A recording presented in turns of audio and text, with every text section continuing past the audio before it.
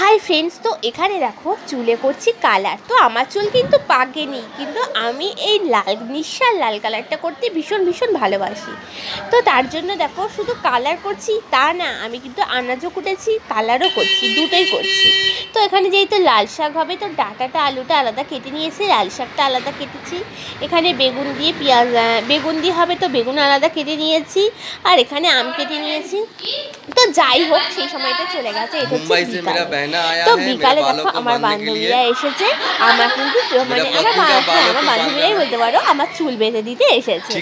তো এই যে চুল বেঁধে দিচ্ছে, খুব সুন্দর চুল বাঁধে।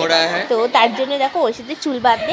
তো আমরা যাবো আর কি একটু ঘুরতে। আর কোথায় ঘুরতে যাবো জানো? যাবো হচ্ছে আমার আরেক বান্ধবীর বাড়ি। ওখানে হরিনাম হচ্ছে, তো হরিনাম দেখতে যাবো, একটু মেলা তো ঘুরবো, বান্ধবীর বাড়িতেও যাবো। তো তার জন্য কিন্তু দেখো এখানে চুল বেঁধে দিয়েছে। আর চুলটা দেখো কত সুন্দরভাবে বেঁধে দিচ্ছে। আমার না এরকম চুল বাঁধতে ভীষণ ভালো লাগে, কিন্তু দুঃখের বিষয় এটাই যে আমি ভালো করে বাঁধতে পারি না, একা বাঁধতে পারি না। তো যাই হোক, এখানে দেখো আমার চুলটা বেঁধে দিচ্ছে। আর আমরা কিন্তু রেডি হয়ে নিয়েছিলাম, রেডি হয়ে বিকালে সব কাজ ছেড়ে টেরে নিয়ে তারপরে কিন্তু চলে গিয়েছিলাম হরিনামে। তো হরিনামে গেছি, দেখতেই পাচ্ছ আমরা সবাই মিলে কিন্তু চলে আসছে। ওই যে পিছনে দেখতে পাচ্ছ, ওই বান্ধবীটাকে তোমরা সবাই নিশ্চয়ই জানো। তো যাই হোক, দেখো এখানে কিন্তু আমরা রেডি হয়ে চলে এসেছি মেলাতে, আর তার সাথে হরিনামও। আর প্রচুর পরিমাণে ভিড় হয়েছিল, তোমরা দেখতেই পাচ্ছ কতটা ভিড় হয়েছে। মানে এতটাই ভিড় হয়েছে, আর এতটা গরম যে কি বলবো, ভিতরে তো ঢুকে দাঁড়াতেই পারছিলাম না, এত কষ্ট হচ্ছিল। আর এর ভিতরে দেখো প্রচুর লোক। মানে আমার বান্ধবীদের বাড়ির সামনে।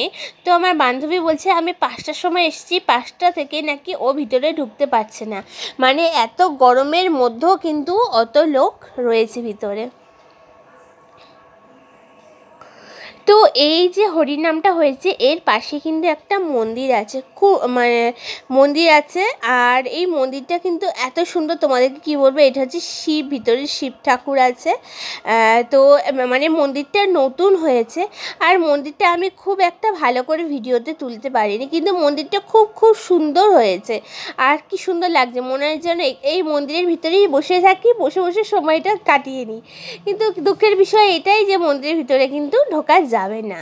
তো যাই হোক, আর এখানে দেখো শর্ট ভিডিও, মানে আমরা শর্ট ভিডিও করতে গিয়েছিলাম, আর শর্ট ভিডিও করতে গিয়ে কিন্তু কিছুটা ক্লিক এখানে চলে এসেছে। তো যাই হোক, সেসব তোমরা মানিয়ে নেবে। তো দেখো এখানে কিন্তু আমরা মেলাতেও ঘুরছিলাম। আর ওই যে দূরে দেখতে পাচ্ছ হাওয়াই মিঠাই, তো আমরা আইসক্রিমও খেয়েছি, তারপর ওখান থেকে জিলিপি কিনেছিলাম, জিলিপি খেয়েছি। আর তারপরে দেখো কাছাকাছি এসে যতটুকু পেরেছি আমি ভিডিওটা তুলেছি মন্দিরের।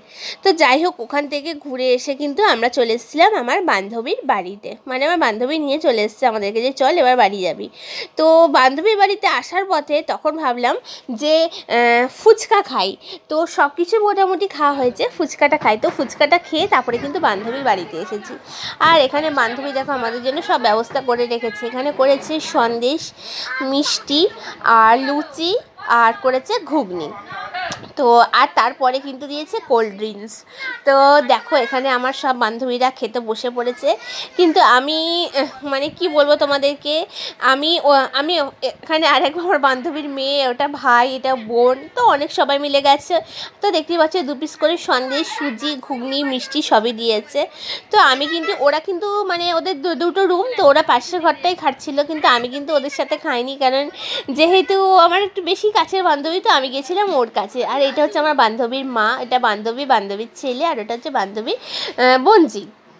তো দেখতে পাচ্ছ আমি কিন্তু ওদের কাছে এসে বসেছিলাম, আর ওদের কাছে বসে ভিডিও করছিলাম। কিন্তু আমার বান্ধবীটা বললো তুই যখন ভিডিও করছিস তাহলে দাঁড়া, আমি তোকে খাইয়ে দিচ্ছি। তো তোমাদেরকে তো বলেই দিলাম এই বান্ধবীটা আমার খুব কাছের বান্ধবী।